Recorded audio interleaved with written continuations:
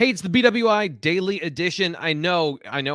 We just talked about recruiting and the whiteout game and how crazy that was. But here's the deal. Ohio State is coming into town. And that means another huge weekend for recruiting, another crazy list of players. We're going to be getting into that. We're going to preview the weekend and, of course, get Ryan Snyder's best bets on the BWI Daily Edition.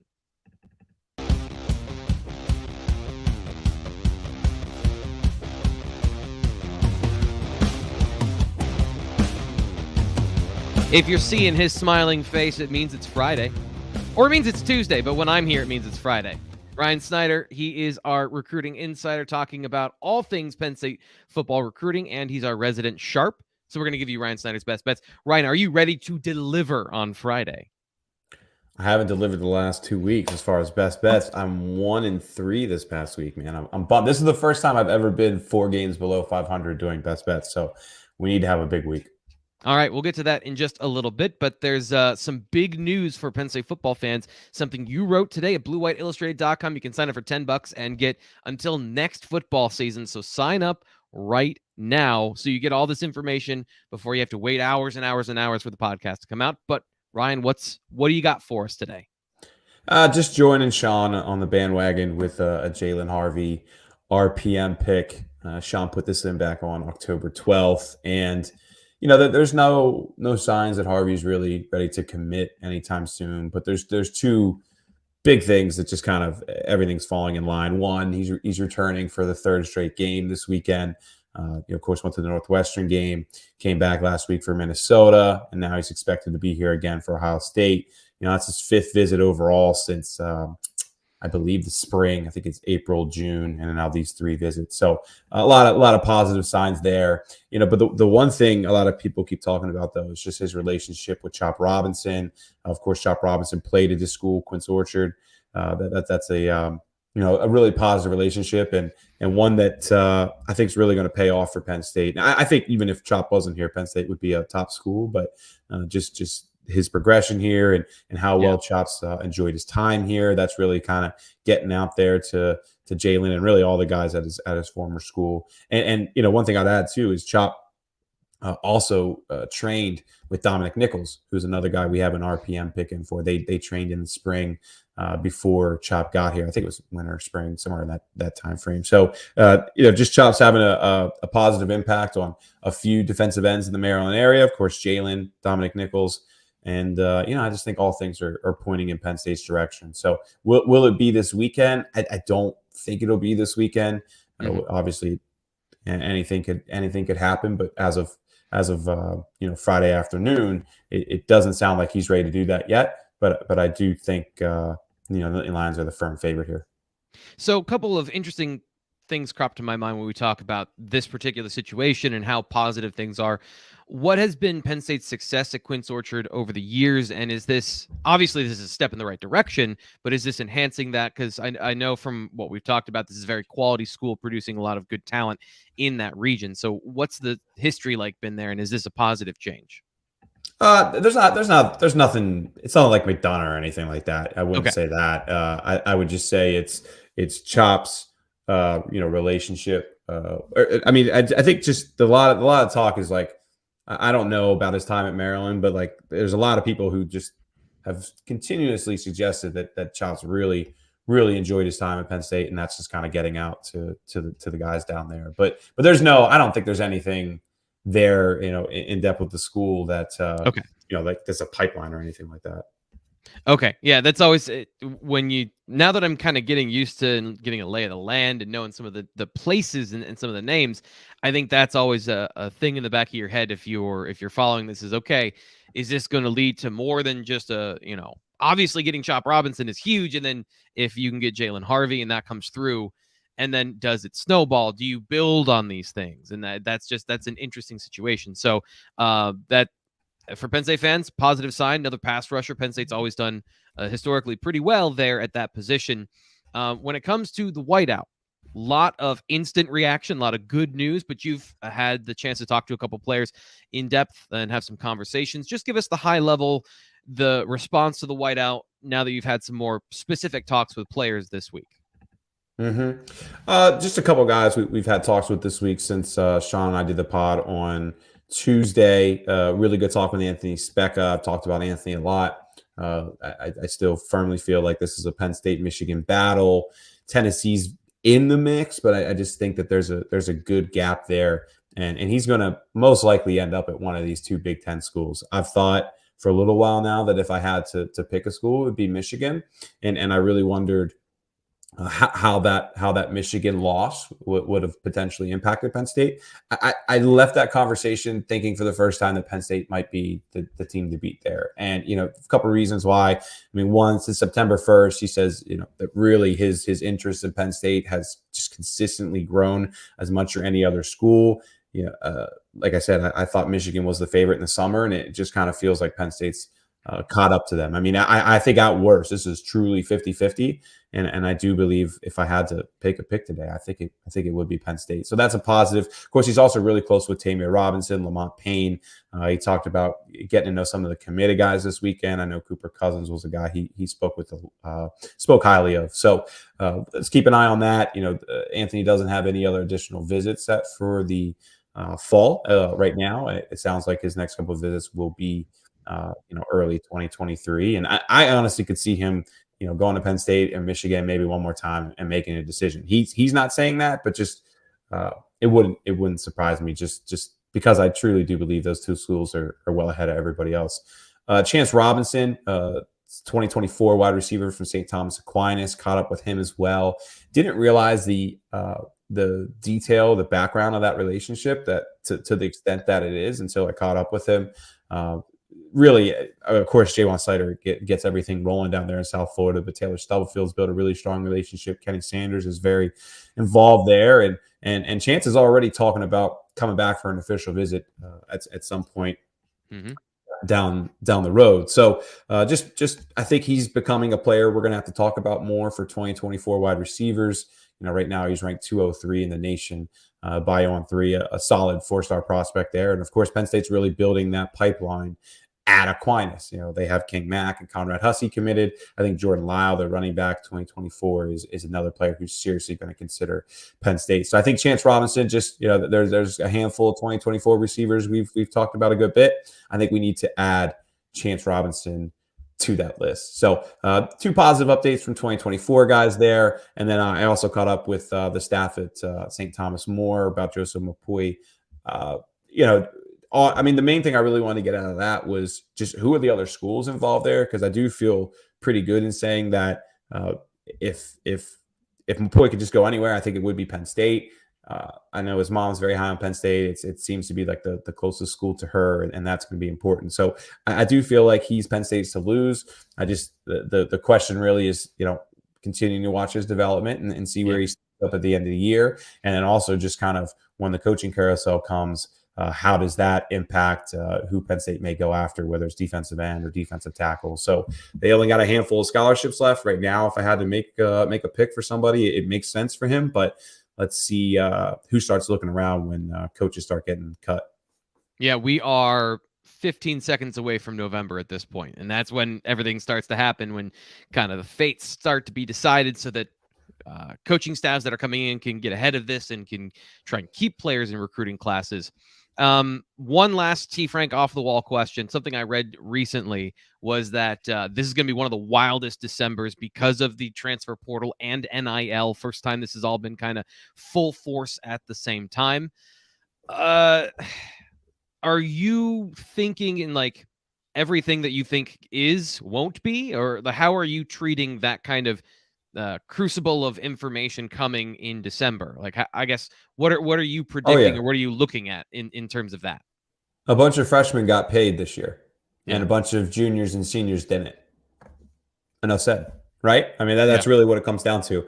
A bunch of freshmen, because of these collectives. I don't know Penn State's situation, but I'd be willing to bet that Nick Singleton and Drew Aller make substantially more than the rest of that team. I don't know about Sean Clifford. Of course, Sean's very involved with NIL. He has his little agency situation. Sean's making good money, and there's other guys on that team that are making some real money. But Drew and Nick, I'd be shocked if they're not in the top 5. And that's not what Penn State, man. That's all across the country. So yeah, a bunch of the youngest players on all these teams are making more than the guys who have played considerably over the last couple of years. And that is about to probably open up not probably, it will open up the floodgates this year. But I mean, it's not get me wrong, the floodgates have been opening a lot over the last couple of years as it is. So yeah, I don't know how it'll stack up to others, but I wouldn't be surprised at all if you're seeing some quality players that you never thought would leave. They test the waters because of pure financial reasons. Sounds like we need to get Patrick Kraft on the show to have a conversation about that, because that's going to be a huge thing coming up in the next couple of months. But coming up tomorrow, if you're watching this on Friday, in the BWI Daily Edition, make sure you subscribe to our YouTube channel and like the video. Please, it helps us so much in terms of reach, in terms of scope, in terms of letting other Penn State fans know about this show. And I think we do the best job. We are the premier YouTube show for certain on the Penn State football beat. We are one of the top podcasts. And for the people that listen on the podcast version, that download and subscribe and all that, I love you. Thank you so much. Tell your friends. Like, there are thousands, hundreds of thousands. There's 110,000 Penn State football fans out there. We're just trying to get a slice of that pie, but I am a hungry person. I want the whole pie. So there's a big game coming up tomorrow. Penn State versus Ohio State, another huge recruiting list. What have you been able to sleuth out so far this week, and what are the names that you think are important to know? Yeah, so obviously with it being a new kick, it's going to be down considerably compared to what you saw last week. I mean, it'll probably be slashed in half, really, when it comes to uncommitted scholarship guys. Last week I said I think the number was 51-ish, somewhere in that ballpark. If it gets over 20 this week, I think that's good. And that's the reality of the situation when you're talking about a massive noon kick and the traffic that's going to be involved with that. And of course, a lot of these guys are playing, their final regular season game, obviously tonight. So it just makes it a difficult situation to get a lot of guys on campus. So when I look at the 2024 list, though, a couple guys stand out. I mean, we are expecting Quinton Martin to be there. I would still say it's more tentative than an absolute lock. But the good news there with Quinton is I know a couple of his teammates are expected to come as well. Not that his teammates couldn't come without him, but obviously it's a good thing when a group is going, compared to an individual. It just makes it sometimes peer pressure. Back out. Yeah, a little bit of peer pressure. Right. And so that's just something to keep an eye on. I would say I feel like Quinton should be there, but just from speaking with people close to Belle Vernon today, they did still kind of say it's still a little more tentative than an absolute lock. So let's see if he makes it up. And I think that's just because of the noon kick, because of a game tonight. Really, if they want to get up there tomorrow and get in the recruiting lounge and do all the things that you need to do during pregame to really enjoy the experience, you're talking about leaving at like 5 a.m, right? And these are still teenagers. So it's just, let's see how that shakes out. Michael Van Buren. That's hard. Right. I mean, Greg and I are going to leave at 6 tomorrow. And I'm like, you sure you don't want to push it back a little bit? But Michael Van Buren, quarterback from St. Francis Academy. Michael put it out this week on Twitter that he'll be there. Van Buren's been on campus a handful of times now. Still trying to really get a better feel for Penn State's quarterback board. It's going to be one of those boards that I think early 2023 we can really figure out. I mean, no doubt in my mind, Jaden Davis is the top guy, but Jaden Davis feels like Dante Moore last year, the top guy. But is Penn State going to be there in the end? The fact that he didn't make it up for the whiteout game when he was originally thinking about it kind of says a lot. He is going to Michigan this weekend for the Michigan State game. I just think there's a handful of schools ahead of him. So, you got Michael Van Buren, you got Luke Kromenhoek, you got Jaden Bradford, you got KJ Jackson. Don't want to forget some Maj Jones down at St. Joseph's Prep, of course. So you got a handful of guys there that just things got to kind of get shaken out there. So let's see where Van Buren stacks up. But getting him back on campus is a positive. To me, I think one of the biggest visitors this weekend that maybe fans don't know a lot about, and it's because Keelan doesn't do a lot of interviews, is Keelan Adams at a Green Run in Virginia Beach. I've been trying to get in touch with Keelan and write about him a little bit more. And he's a good kid, communicates and stuff, just isn't into doing interviews really. So just still trying to learn a little bit more about his interest in Penn State. But what I do know is that Penn State is incredibly interested in him. I mean, I feel comfortable saying that he is one of their most important wide receiver targets in this class. Right now he's ranked number 120 in the nation by On3. He's the 15th ranked receiver and the third ranked player in Virginia. So I believe this is Keelan's second trip to Penn State. He was at the Lash Bash, I believe it was, in July. North Carolina, Virginia Tech, West Virginia, Pitt. Some of the bigger regional schools he's visited so far, and this should be his second trip to Penn State. I think Virginia Tech's the only school he's visited more. So hopefully I can get a little bit of feedback on Keelan after this visit because it's an important one for him and a player that I think we'll be talking about more in early 2023.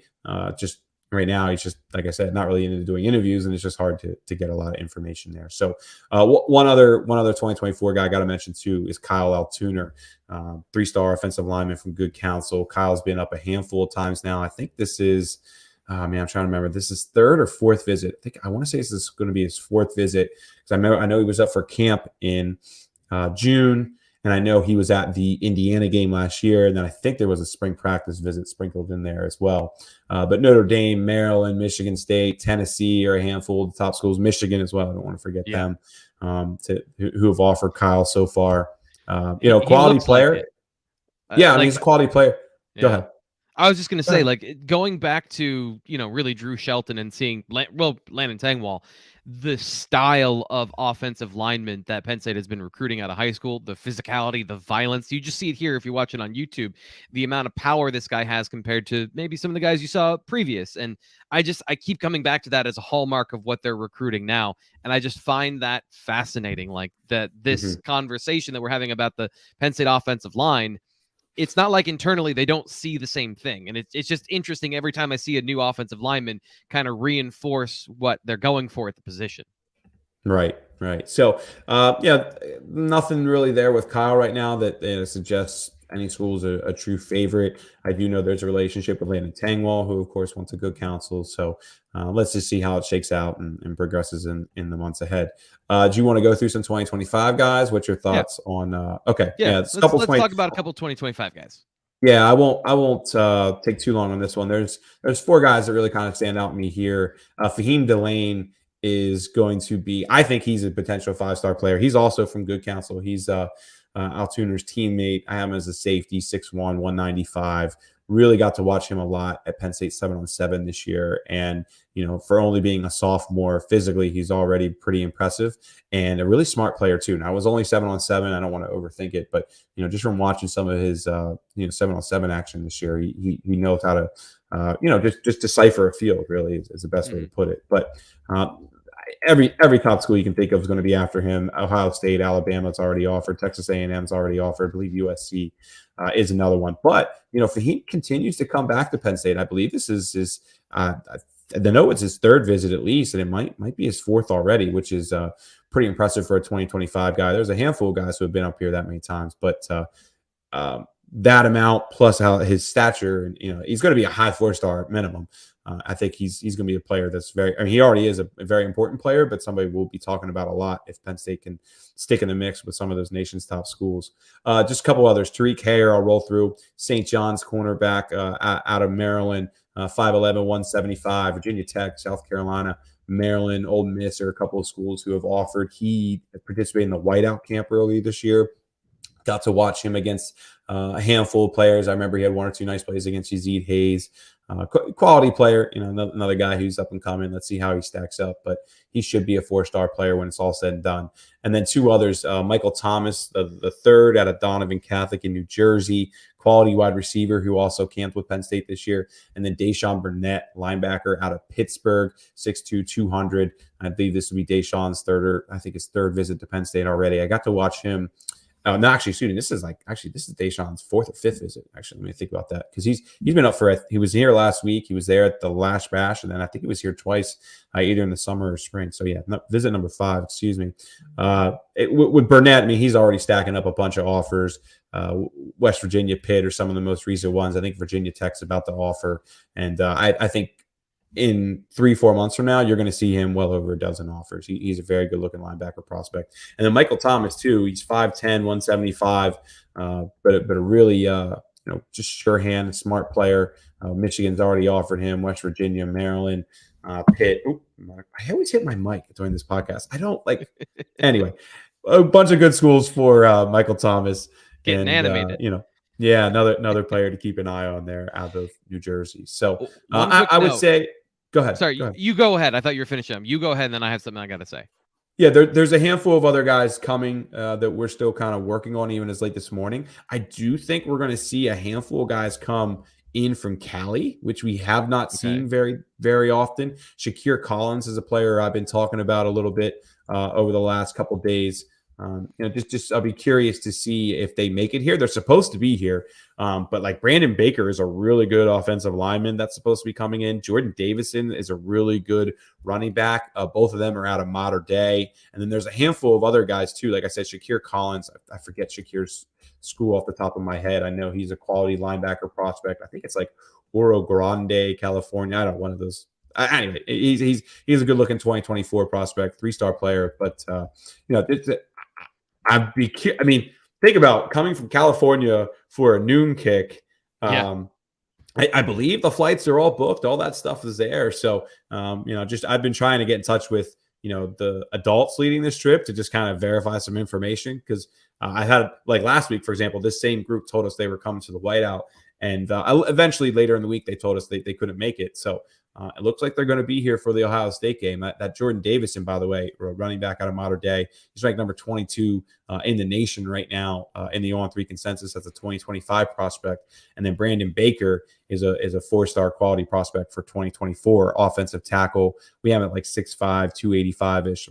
So maybe he'll be a guard. We'll see about that down the road. But he's got a handful of awesome offers as well from Oregon, USC, bunch of Western schools, and then Ohio State's another one as well. So, man. Let's see if those guys make it out here. But if they make it out here, it'll really pad the uncommitted scholarship guys who will be here. It's super interesting always to have a little bit of a twist there at the end in terms of players that are coming and players that are visiting. I want to go back to Michael Thomas for one quick irrelevant thing, which is why I wanted you to go first, because you had actual information. We need to put a pause on football players named Michael Thomas for a while because I'm getting confused. There are too many in the NFL. Now there's another one I got to keep a track on. Like hopefully, not that I'm hoping that anyone retires early, but hopefully one of these Michael Thomases will retire before we add another one into the mix. So, and by the way, 2 first names, Michael Thomas for your name. Like, come on, what is that? Anyway. I'm trying to do the math. I think we have 12 of them in our database. I was trying to do a quick count while you're doing there. But yeah, we've got a ton of them in our database. Of course, Michael Thomas in the NFL that everybody knows. But over the years, there's been quite a few Michael Thomases and quite a few wide receiver Michael Thomases too, which is that's what I'm saying. Looking at that.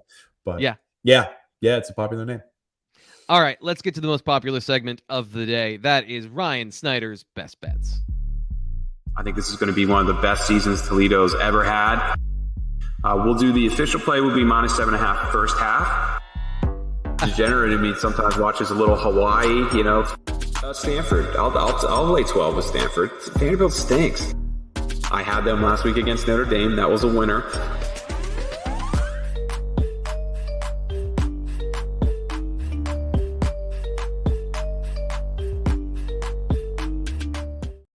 Time to get the inside scoop on Ryan Snyder's Best Bets. And because here's the deal. Most people probably don't do this part right up front, but because we're journalists here, we believe in the truth and integrity. Here's last week. Here's the season. And I know you got it better in. I know you're better than this. Career record is there. I was wrong last week though. I missed a game last week when I was doing our total. I'm actually 13-16 on the year. I did miss a game while doing the math the other day. I did that last week, of course. So that's on me. I gave you 12-16, or whatever our record was last week. I did miss a game, so I'm 13-16 on the year, 54-45 overall. But yeah, I had 2 back-to-back 1 and 3 weeks, which is frustrating because I don't think I've ever been 3-4 games below 500. We were always like right around 500 or 1 or 2 below. And then we had a great second half of the year. Thanks, T-Frank, for giving me that extra win, because I was trying to do the math real quick last week, and I left out a win that I had. So, all right. Anyway, we're below 500 though, so we need to right the ship this week. So here's my plan. All right, I have 4 games that we'll go through, but before we go to Ohio State and Penn State, we're gonna do quantity this week instead of just quality, which means we're probably setting up for like a 2-5 week or something like that. But I'm gonna throw some extras in there that I didn't give you originally, T-Frank. So perfect. We're gonna really throw things out there and see if we can get the stats back up. All right, let's start with Arizona State -12 at Colorado. I'm going to take the over in this one at 46. You can probably find it 46.5 right now. 46 was where it was at yesterday. I mean, I'll say this. I mean, we can do 46, 46.5, whatever it is. But when I look at these two teams, it's really just kind of look at what's happened this year. For example, Colorado's allowed 38 to TCU. They allowed 41 to Air Force, 49 to Minnesota, 45 to UCLA, 43 to Arizona, 42 to Oregon State. And this over-under is only 46. So then let's look at Arizona State. What are they doing? Well, they allowed 34 against Oklahoma State. They allowed 30 against Eastern Michigan. They allowed 42 against USC, and they allowed 45 against Washington. Now, I understand that says, bad defenses and these offenses aren't that good, but this one just really confuses me. I feel like this number should be closer to 50.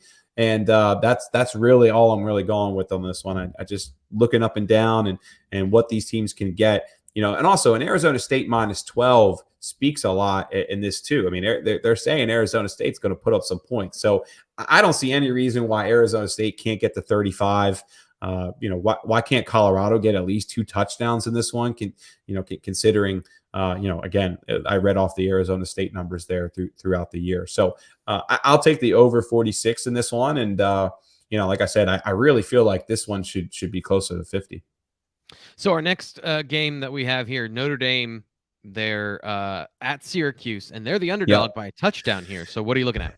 By three. I'm sorry, the underdog by a field goal. Yep. Yeah. Yep. So I'm going to go with the Irish this week. I went with the Irish 2 weeks ago against Stanford. Go ahead. Do you want to say something, T-Frank? No, I'm lagging. Okay. Sorry.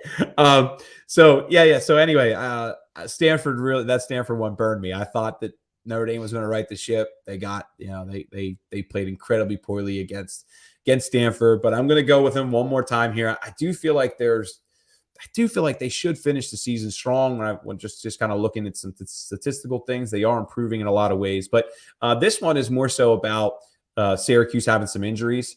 Look, Syracuse is banged up on their defensive line, and right now Notre Dame ranks in the top 25 in run blocking in the nation, and Syracuse ranks 115th right now in defensive rush success rate. Now they have a few players injured as well along their defensive line.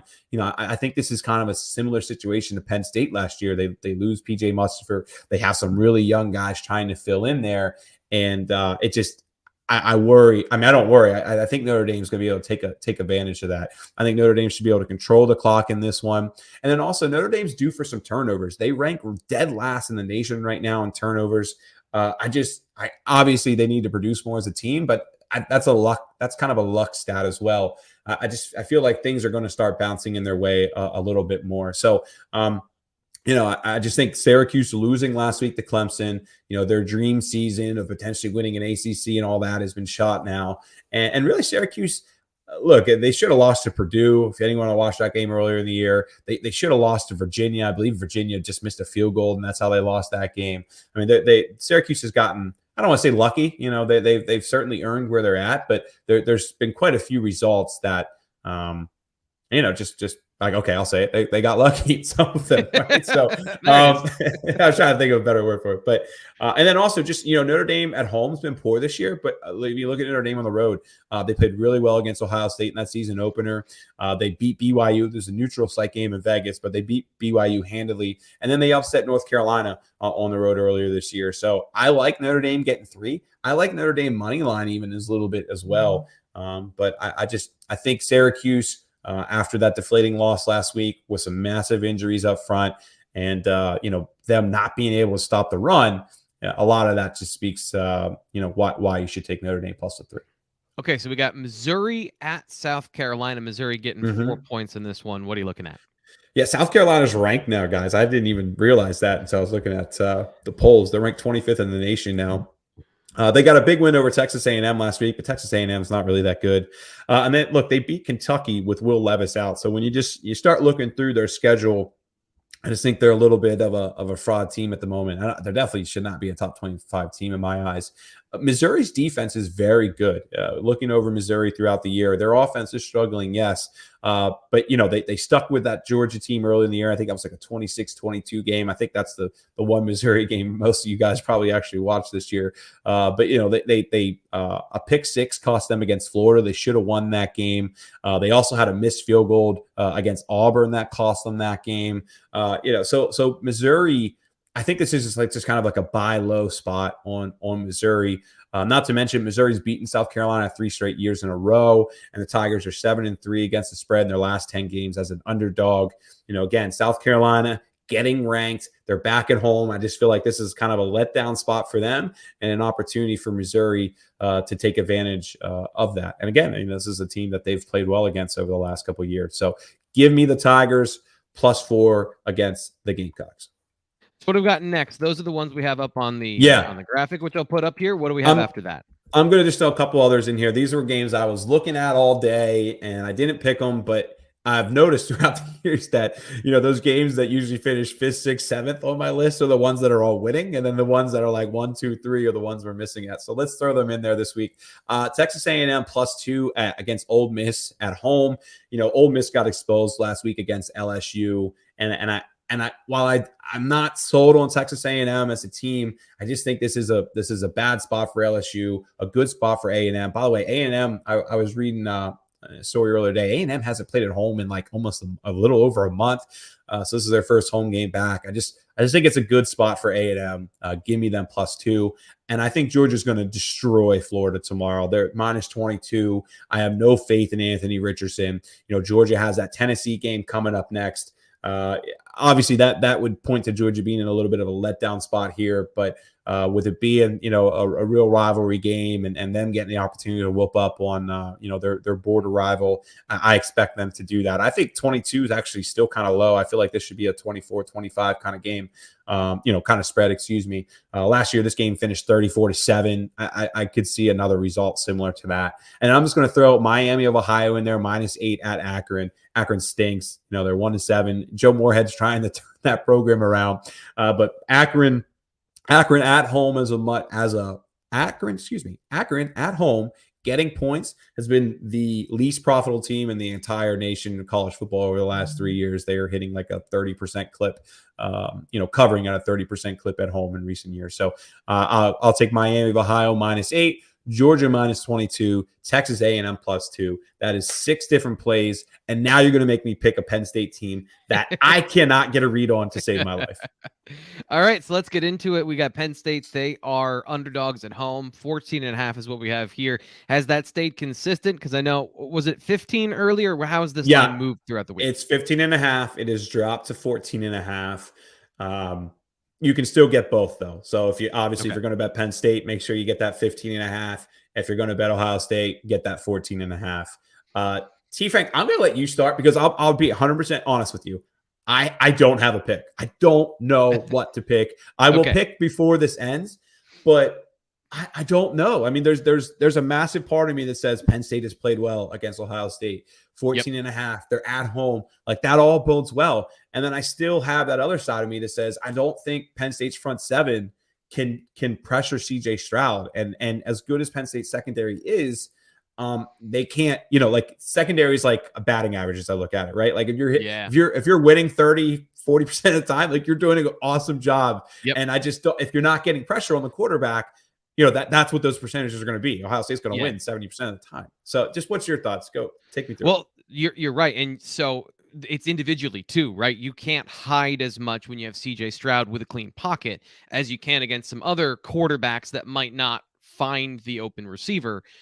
Stroud, I don't think he's the best processor Penn State has seen, but he is the best overall quarterback by far. So when we start parsing these things and people want to pick out something you've said to take it as bulletin board material, great. But like CJ Stroud, there are mistakes on film. There are some inaccuracies when you get around his feet on film. But then he comes right back and throws something that just makes no sense, like layering a ball over the linebackers in front of the safety that is an NFL throw. Like, that's just plain and simple. It's an NFL throw from an NFL prospect at quarterback, and that's the situation you find yourself in. You can be a DB that is great in college, and Joey Porter Jr. has been a great college DB. Low-key, Kalen King has been better this year, though, in terms of fewer mistakes, being stickier in coverage, and suffocating. But both of those guys are great. So to me, it comes down to, how is Penn State going to play? What is the plan of attack for Manny Diaz? Because he's just like Jim Knowles is new here. Manny Diaz is new here, but they both play similar styles, right? So this is a full-on Brent Pry game in a lot of ways. Everyone's running a 4-2. Everyone has similar architecture, but they do things differently. So we've seen Diaz play off at times, and we've seen him not be as aggressive. And then we've seen him be kamikaze blitz guy. Who shows up? What does he lean on? And that's, to me, the biggest question, because in this game, this is the most balanced attack we've seen from Ryan Day specifically. And I would say, going back even further, this is the most balanced attack we've seen from Ohio State, because Urban Meyer's teams were not balanced. They were run teams. They were quarterback option teams. So the passing game was really a sidecar on the running game. This team can do both. So do you load up and stop the run and trust your corners? Or do you say, okay, we've done a great job of stopping zone teams this year, and Penn State has done a good job of stopping zone-based teams, inside and outside zone. In a lot of ways, this was my analysis coming into the Michigan game of Penn State plays well against inside zone because they come downhill. Michigan didn't run that. They ran something completely different. If Ohio State runs their base offense inside, outside zone, does Diaz say, we can stop that, or we can limit it reasonably with our base packaging, and we don't have to over-allocate resources? If that's the case, Penn State can play with Ohio State. I think they can mix it up enough. They can do enough of those things that they can really play a balanced game and force Ohio State to play a balanced game, which to me brings the point total down. And I just don't know what the plan is, right? And is there going to be a wrinkle? Are they going to do something different that we haven't seen this year? So are they going to drop 8? Say we're not going to get pressure on CJ Stroud because the tackles are that good, and Chop and Adisa Isaac are good, but are they going to save us? Are they going to be the line in the sand?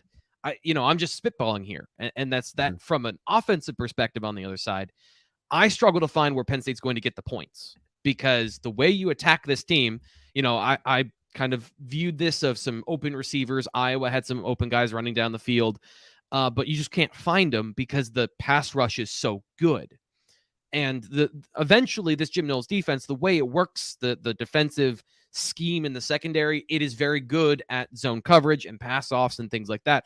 But I don't know that this secondary is fully integrated yet, kind of like Manny Diaz's system. So how do you attack downfield if you are missing your right tackle?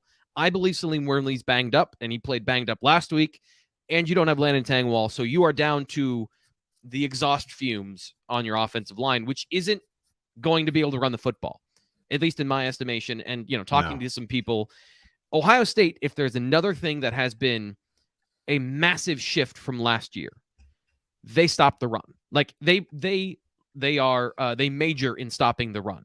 Tommy Eichenberg, the defensive line, they're back to doing that. So if Penn State tries to set up the run, this is why I asked James Franklin on Tuesday, what is your philosophical belief in establish the run? We have to run first to legitimize our offense. If that's the plan of attack coming into the game, Penn State's going to get behind. Like, I think that's a trouble, because that was part of the problem at Minnesota. A lot of running early and running on early downs and running at the first play of every drive, and some of these kind of repetitive things we've seen from Mike Yurcich, which I'm starting to believe is more of a Yurcich thing than it is kind of a directive from on high. Like, the idea of running, and we have to run more, is coming from Franklin, in my estimation, of, what's the percentages of James Franklin isn't calling all the bad plays and Yurcich calling all the good ones, but Franklin does have a say and an influence in what they're doing on both sides of the football. So those are my questions coming into this week. And it's how Penn State plays this game that I think is going to determine the outcome. So my prediction was 31-20. So I have them covering. I don't think you can stop Ohio State forever from getting points, but I do think this defense is going to hold them to like a season low outside of the first game of the season. I could see maybe even a little lower if Penn State things go their way off defensively. So that's kind of my read of this game, not knowing the wild cards of what haven't you done on film that you are going to do. Yeah. I'm so torn on this game, if you can't tell. I mean, if I had to make a pick, I kind of like under 61 because I feel like, if their defense can punch Ohio State in the mouth for a little bit, right, and just kind of keep it low scoring for the first 20 minutes or so of this game, 61 is still a high number, and I do think that Penn State will.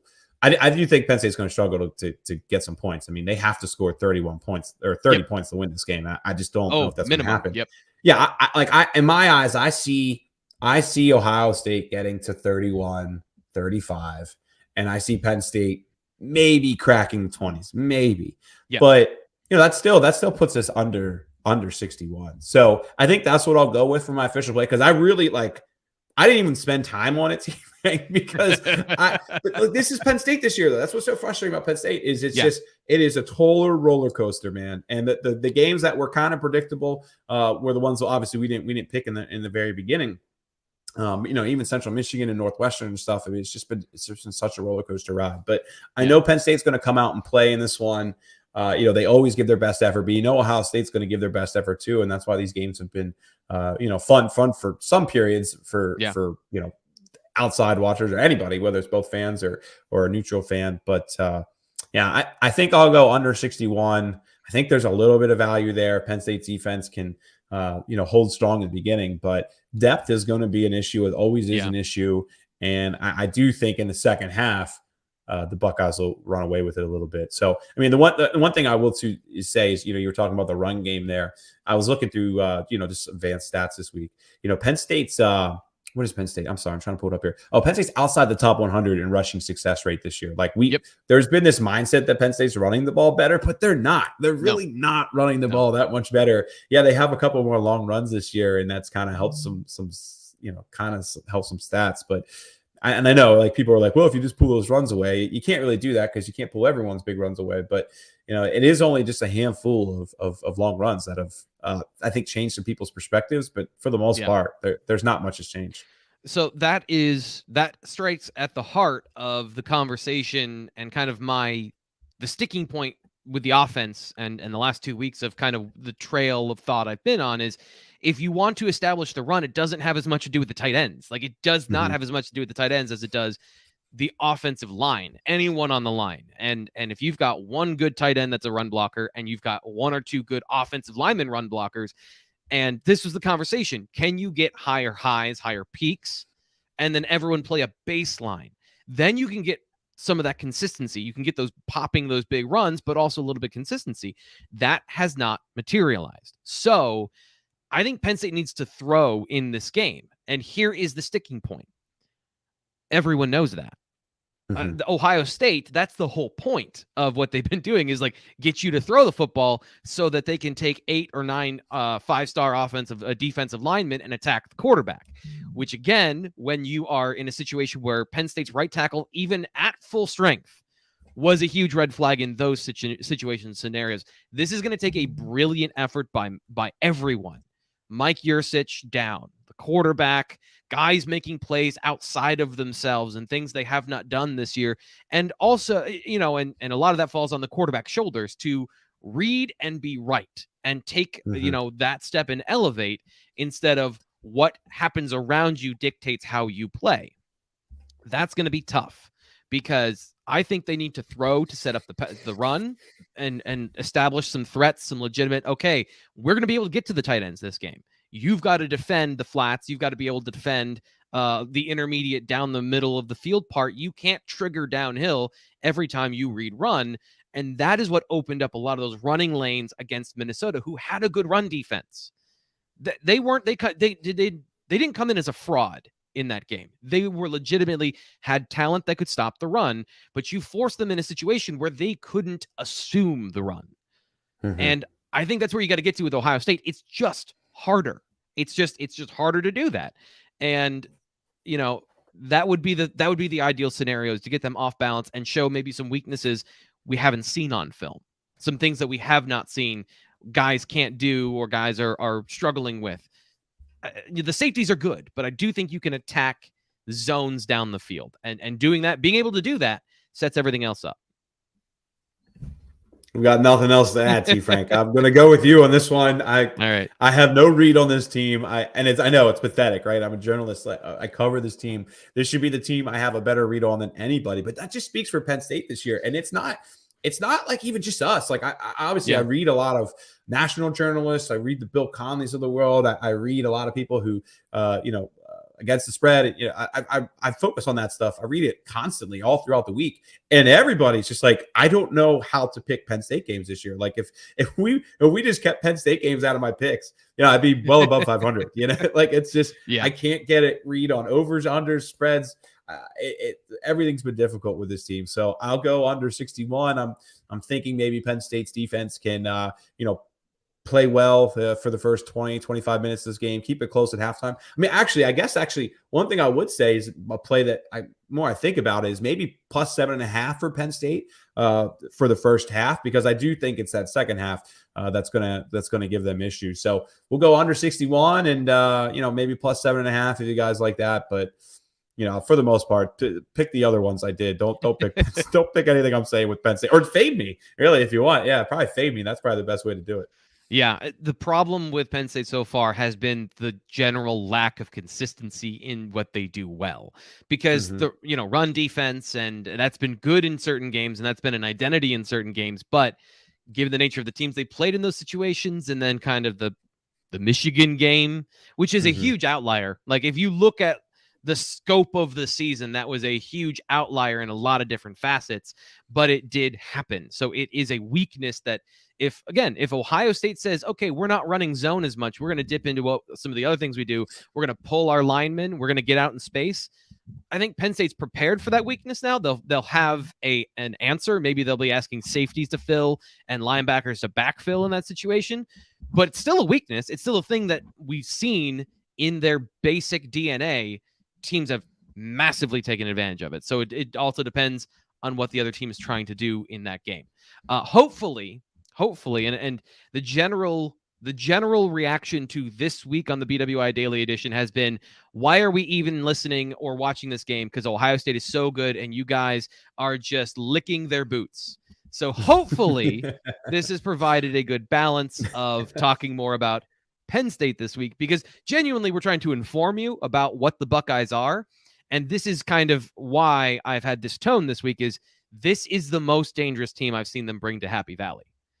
It's balanced in a way that they haven't been. It's good at multiple levels in a way that they haven't been. This team is a national championship favorite, in my opinion. I haven't seen a lot of Georgia, but I know that their offense isn't consistent. This team, we'll find out how good they are when they play Penn State. And if they blow Penn State out, I think that says more about Ohio State than it does Penn State. That this team is genuinely the next generational team we'll talk about. So that's kind of the setting that table, and how Penn State plays them reveals some of the weaknesses we haven't seen. More information, maybe a blueprint how to stop Ohio State. You know, like that could be a part of the conversation too. And that's what's on the table this weekend. Those are the stakes, outside of the winning and the losing. And I find that super fascinating. Ryan, thank you so much for doing the show today. As always, Friday is a fun day because I enjoy these conversations on the show. So thanks for coming on. Of course, man. Anytime. Tom Hannafin is back for the BWI live post-game show. That's coming up tomorrow directly after Penn State and Ohio State. Come with whatever emotions you have. We will be discussing that, taking your questions, and breaking down the game. What happened? And the instant reaction of why it happened, the instant emotion of why it happened. I love it when Tom's there because he can relate emotionally more. He's less of a he's less cold than I am when it comes to fan emotion. So we'll have the full platter for you after the game. This is the last BWI Daily Edition of the week. Please subscribe as always, and thank you for tuning in. We'll be back on Monday, but don't forget the live show coming up after the game.